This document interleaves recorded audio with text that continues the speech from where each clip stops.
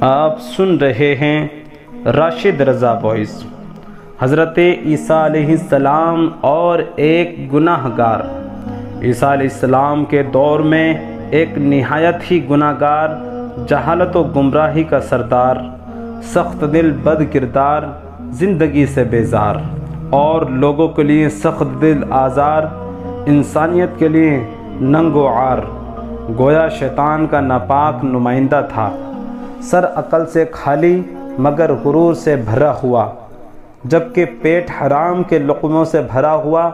جھوٹا اور ننگ خاندان، نہ سیدھی راہ چلتا نہ کسی کے سنتا، مخلوق اس سے ایسے منتفر جیسے خشک سالی سے، اور نئے چاند کی طرح دور سے لوگ اس کی طرف اشارہ کریں لوگوں کو بھگاتے، ایسا بدعمال کہ اب اعمال نامے میں لکھنے کی گنجائش ہی نہ رہی۔ شہوت پرست اور دن رات غفلت و نشے میں مست عیسیٰ علیہ السلام ایک دن جنگل سے آ رہے تھے کہ اس کے مکان کے پاس سے گزر ہوا، آپ کے پاؤں سر پر رکھ کر ایسے شرمندہ ہوا جیسے درویش سرمایہ دار کے سامنے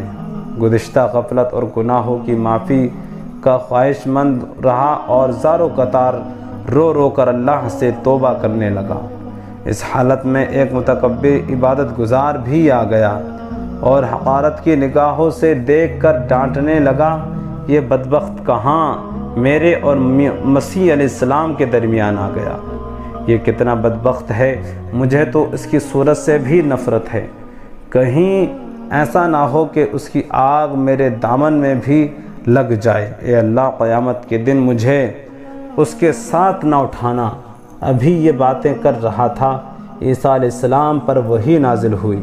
کہ دونوں کی دعا قبول ہے، وہ گناہ گار عاجزی کی وجہ سے جنت میں جائے گا، اور اس متکبر عبادت گزار کے چونکہ اس نے ساتھ حشر نہ ہونے کی دعا کی لہٰذا دوزخ میں جائے گا۔ اللہ تعالیٰ سے ڈرنے والا گناہ گار اس ریاکار اور متکبر عبادت گزار سے بہت بہتر ہے جو لوگوں کو جہنم بانٹتا پھرتا ہے اور خود جنت کا ٹھیکیدار بنا ہوا ہے۔ دوستو، حکایت پسند آئی ہے تو چینل کو سبسکرائب کریں، بیل آئیکن کو دبائیں اور کمنٹ میں اپنی رائے ضرور پیش کریں۔